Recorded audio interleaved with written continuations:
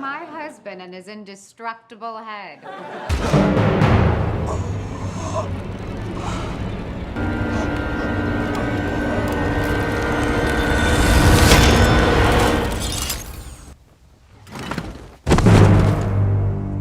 क्यों भी over acting करता है साला? ओवर एक्टिंग की औलाद। अब तेरे को बराबर होता नहीं क्या बोलने को? चले एक काम कर, 200 रुपए दे और 50 रुपए काट ओवर एक्टिंग के वजह। हे गाइस, कॉमिक क्वेस्ट के एक और एपिसोड में आप सभी का स्वागत है। तो आई होप कि WandaVision के एपिसोड 1 का ब्रेकडाउन आप सभी लोगों ने अभी तक देख लिया होगा, क्योंकि बिना 1 के एपिसोड 2 का ब्रेकडाउन देखने का कोई सेंस नहीं बनता। तो आई होप कि आप लोगों ने देख लिया होगा। नहीं देखा है तो देख लेना, लिंक ऊपर फ्लैश हो रही है। तो WandaVision का जो एपिसोड 2 है वो एक्चुअली में काफी ज्यादा इंटरेस्टिंग है। 1 में एज सच इतनी सारी डिटेल्स नहीं थी जिनका ब्रेकडाउन मैं कर पाता, लेकिन 2 में शो को मतलब मार्वल के एक यूनिवर्स को लेकर काफी सारे इंटरेस्टिंग हिंट्स है। तो कॉमिक वर्स से मैं हूं मोहित और आज मैं आपको बताने वाला हूं WandaVision के एपिसोड 2 में जो डिटेल्स हैं उनके बारे में। तो बिना जादू से किसी को गायब किए चलिए शुरू करते हैं।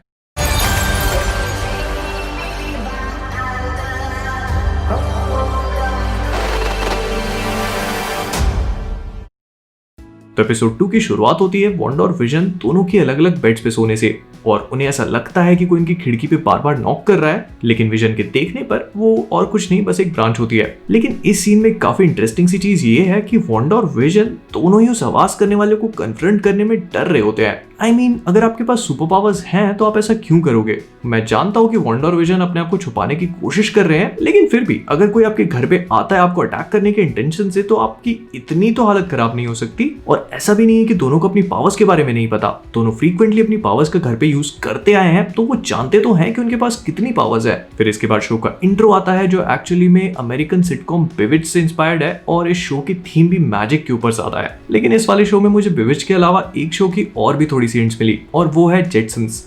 जिसने भी कार्टून नेटवर्क देखा है, मतलब 90s या 2000s में कार्टून नेटवर्क देखा है, उन्हें पता होगा कि जेटसन्स कौन है। और अगर ये इंट्रो देखकर आपको जेटसन्स की याद आई है तो आप बहुत ऑसम हो। और हाँ, इसी इंट्रो में एक छोटा सा ईस्टर एग और भी है जो मैंने स्पॉट किया था, और वो ये है कि जब विजन अपने फ्लोर्स के बीच में से फेस करता है तो वहां पर एक हेलमेट है, और ये हेलमेट एक्चुअली में मार्वल के विलन ग्रिम रीपर का ईस्टर एग है। अब क्या ग्रिम रीपर इस शो में अपीयर होगा ये तो मुझे नहीं पता, लेकिन ईस्टर एग था तो मैंने आपको बता दिया। फिर इस पूरे शो में वांडा और विजन दोनों एक मैजिक शो के लिए प्रिपेयर कर रहे हैं, जिसमें विजन मैजिक करेगा और वांडा उसके असिस्टेंट है, और इस कैबिनेट को देखकर क्लियरली दिख रहा है कि यहाँ पे माइंड स्टोन बना हुआ है। फिर इसके बाद एक डिटेल और भी है जो काफी इंटरेस्टिंग है, और वो ये है कि एपिसोड 1 और एपिसोड 2 के बीच में वांडा और विजन का घर चेंज हो चुका है। एपिसोड 1 में दूसरा घर था, एपिसोड 2 में घर दूसरा है। मतलब बाहर से सेम है लेकिन अंदर से दोनों घर अलग, लेकिन अंदर से दोनों ही घर डिफरेंट है। और एक्चुअल में हम लोग शो की फील और ब्लैक एंड व्हाइट में इतना खो जाते हैं कि हम लोग नोटिस ही नहीं करते हैं कि घर चेंज हो चुके हैं। फिर इसके बाद वाला सीन और भी ज्यादा इंटरेस्टिंग है, क्योंकि वांडा को ऐसा लगता है कि एक बार फिर से वही आवाज हुई है, और वो घर के बाहर जाके देखती है कि उसकी जो फेंस है उसमें एक रेड कलर का हेलीकॉप्टर है। पूरा का पूरा शो ब्लैक एंड व्हाइट, बस एक हेलीकॉप्टर है जो रेड कलर का है। ये दूसरी बार ऐसा हो रहा है जो रेड कलर हमको दिख रहा है, बाकी कोई भी कलर नहीं दिखता। और इतना ही नहीं, हेलीकॉप्टर रेड और येलो कलर का है, जो काफी हद तक आयरन मैन वाली फील दे रहा है दोबारा से। फिर इस पे नंबर्स लिखे हुए हैं 3003, तो I can not help but think about I love you 3000, क्योंकि इसके पीछे अगर आप लोग ध्यान से देखोगे तो मुझे तो ऐसा सच क्लियरली इतना समझ में नहीं आ रहा, पर मेरे ख्याल से डेंजर वर्ड लिखा हुआ है। फिर एक और नंबर है 57, और वांडा के ध्यान से उठा के देखने पर इसके सामने सोर्ड का लोगो बना है। तो यहाँ पर मेरा थ्योरी वाला दिमाग मुझसे ये कह रहा है कि एक्चुअली में हो सकता है कि वो हेलीकॉप्टर सोर्ड वालों ने वांडा के रियलिटी बबल में भेजा हो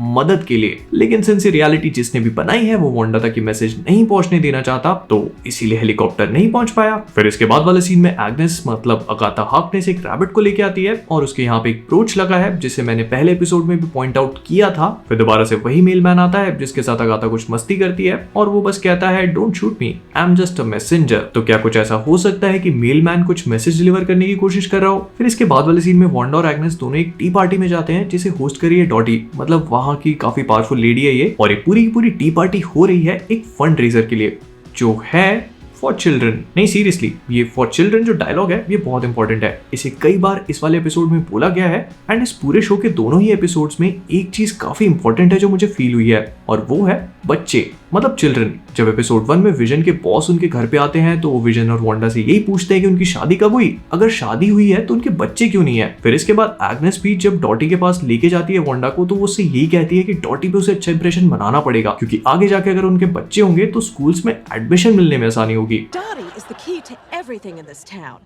Country club memberships, parties, school admissions. Well, let's not get ahead of ourselves. और ये पूरा फंडरेजर जो हो रहा है वो बच्चों के लिए हो रहा है, और इनमें से कोई भी इस चीज को बोलने में एकदम ही नहीं शर्माता। अगर किसी ने फॉर चिल्ड्रन बोला है तो सबके सब एक कोरस में फॉर चिल्ड्रन बोलते हैं, सबके सब। All of this is for the children. For the children. फिर इसके बाद एक चीज और भी है जो थोड़ी सी वियर्ड सी होती है, और इसे मैंने अपने रिव्यू वाले वीडियो में भी मेंशन किया था। यहाँ पे डॉटी सबसे कहती है कि the devil is in the details, लेकिन एग्नेस उसके जवाब में कहती है that is not the only place he is. यहाँ पे मुझे क्लियरली लगता है कि डेविल का मतलब मेफिस्टो है और वो किसी ना किसी तरह से वांडा विजन में इन्वॉल्व्ड है। हो सकता है कि सारा का सारा सीन उसी का किया हो। फिर इसके बाद मोनिका रैम्बियो को इंट्रोड्यूस किया जाता है, जो कैप्टन मार्वल के टाइम पे एक छोटी सी बच्ची थी, और वो खुद कहती है कि उसे खुद भी नहीं पता कि वो वहाँ पे क्या कर रही है।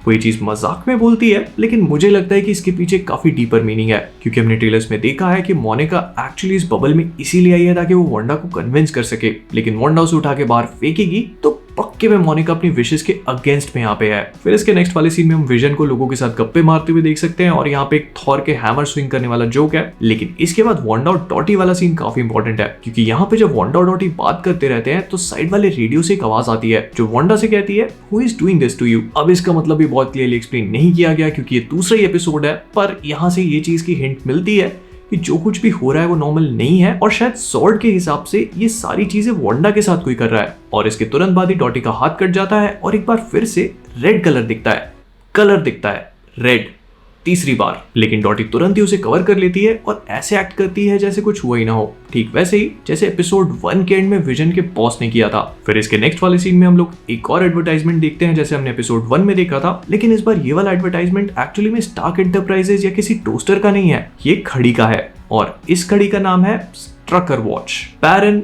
वॉन स्ट्रकर। और एकदम खुला खुला घड़ी पे हाइड्रा का सिंबल बना है, और वैसे तो रूल ऑफ थंब होता है कि ऑलमोस्ट सभी घड़ियों पे 10:10 दिखाए जाते हैं ताकि घड़ी के दोनों हैंड्स अच्छी तरह से दिखें और खरीदने वाला उसे आराम से खरीद सके। लेकिन इस वाले सीन में घड़ी के दोनों हाथ काफी डिफरेंट पोजीशंस में है, और इसके घड़ी के कांटों को देखकर मैंने बस ऐसे ही एवेंजर्स 242 और 243 सर्च किया, और गेस व्हाट, ये दोनों ही इश्यूज काफी हेवीली विजन और स्कारलेट विच पे फोकस करते हैं। तो अब इसके पीछे डीपर मीनिंग हो या ना हो, ये एक पक्का ईस्टर एग तो जरूर है। But on the other hand I think ये जितने भी एडवर्टाइजमेंट्स हैं, मतलब ये दोनों ही एडवर्टाइजमेंट्स ये वांडा के जितने भी डीप सीटेड बैड मेमोरीज और बैड इमोशंस हैं उनके लिए है, क्योंकि टोनी स्टार्क की एक मिसाइल की वजह से उसने अपनी फैमिली को खोया, और वहीं दूसरी तरफ स्ट्रकर के कारण उसे अपनी पावर्स मिली है। तो ये दोनों ही ना वांडा की बैड मेमोरी से एसोसिएटेड है। और जैसे स्टार्क टोस्टर के एड में भी एक टैगलाइन थी ना, वैसे ही इस वाले एड में भी एक टैगलाइन है, he will make time for you. अब इसका मतलब एक्सप्लेन करना आप लोगों का काम है, तो आपको जो भी लगता है कमेंट्स में बताओ। फिर इसके बाद वाले सीन में वांडा मैजिक शो के लिए प्रिपेयर्ड है, और वो विजन को देखकर जो कुछ भी पहले हुआ है,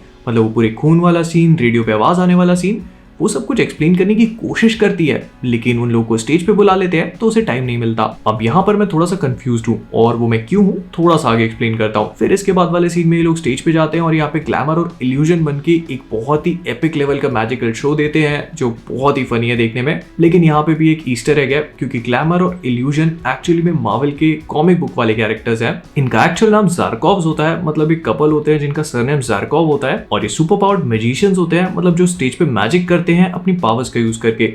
वही काम जो इस शो में इस सीन में वांडा और विजन कर रहे होते हैं, और कॉमिक बुक्स में भी ये चारों एक दूसरे के दोस्त बन जाते हैं। वो अलग बात है कि ज़ारकोव्स अपने मतलब के लिए विजन और वांडा से दोस्ती करते हैं। मैं बहुत ज्यादा डीप जा रहा हूँ। फिर इस वाले स्टेज शो में भी अगर आप लोग ध्यान से देखोगे तो हर एक सीन में आपको फॉर द चिल्ड्रन हर कहीं लिखा हुआ दिखेगा। अब यहाँ पे मैं पूरा का पूरा गेस्ट वर्क पे काम कर रहा हूँ, लेकिन मुझे ये चीज बहुत वियर्ड लगी, एंड मेरा ख्याल है कि ये सारी की सारी जो चीजें हो रही हैं ये एक्चुअली में वांडा के बच्चों के लिए हो रही है। मतलब ये जो कोई भी करवा रहा है उसे वांडा के बच्चे चाहिए, लेकिन ये बार बार वांडा को बच्चों के लिए प्रेशराइज करना, बार बार हर कहीं पे फॉर द चिल्ड्रन बोलना, ऐसा लगता है कि वांडा के सबकॉन्शियस माइंड में बच्चों की इच्छा को प्लांट किया जा रहा है। एंड गेस व्हाट, इसके बाद वाले सीन में वो घर पे आते ही प्रेग्नेंट भी हो जाती है। लेकिन इसके तुरंत बाद वाला सीन और भी ज्यादा इंटरेस्टिंग है, क्योंकि एक बार फिर से वांडा और विजन को वही वाली आवाजें आनी शुरू होती है, और अपने घर के बाहर जाके देखते हैं कि एक मैनुअल को खोलकर एक कोई भी मिस्टीरियस इंसान सड़क पे बाहर निकल रहा है। अब वैसे इस इंसान की शक्ल नहीं दिखाई तो ये गेस करना बहुत मुश्किल है कि कौन होगा, लेकिन इन भाई साहब ने सोर्ड के कपड़े पहने हैं और इनके आसपास मधुमक्खियां भी हैं, तो हो सकता है कि मार्वल का कैरेक्टर बी कीपर हो, जो मार्वल कॉमिक्स में एक विलन है, लेकिन इस शो में उसकी अपीयरेंस थोड़ी सी सरप्राइजिंग है क्योंकि वांडा और विजन दोनों से उसका कॉमिक बुक्स में कोई कनेक्शन नहीं है। बट इसे देखते ही वांडा कहती है नो और पूरी की पूरी स्टोरी रिवाइंड होके एक बार फिर से लगभग 2-5 मिनट पहले वाले सीन पे पहुंच जाती है और पिछले 1-1.5 मिनट में जो कुछ भी हुआ वो ऐसा लगता है जैसे इस वाली रियलिटी में हुआ ही नहीं हो। वैसे तो वांडा की पावर को देखकर ये सारी चीजें हैरान नहीं करनी चाहिए, लेकिन यहाँ पर थोड़ा सा कंफ्यूज हूं मैं क्योंकि इससे कुछ देर पहले जो रेडियो पे आवाजें आ रही थी वो वांडा को समझ में नहीं आई और इसके बाद भी जो भी लोग वियर्ड एक्टिविटी कर रहे हैं वो भी वांडा के सिर के ऊपर से जा रहा है और वो विजन को समझाने की भी कोशिश कर रही है जो भी अजीब चीजें हो रही है उनके बारे में, जैसे उसे खुद समझ में ना आ रहा हो। लेकिन यहाँ पे वो खुद ही जानबूझ के कैसेट को रिवाइंड कर रही है जैसे ये सब कुछ उसी के हाथों में हो। आई नो कि ऐसे बहुत सारी चीजें हैं जिनका शो आंसर नहीं देता है, पर अभी 2 ही तो एपिसोड हुए हैं जिनकी अपने बाल की खाल निकाल दी है। तो लेट्स होप कि एपिसोड 3 में हमें इन सारे सवालों के जवाब मिल पाए। तो विद दैट बीइंग सेड हम लोग इस वीडियो को यहीं पर रैप अप करेंगे। अगर आपको वीडियो पसंद आया हो तो प्लीज इसे लाइक और शेयर करना मत भूलिएगा।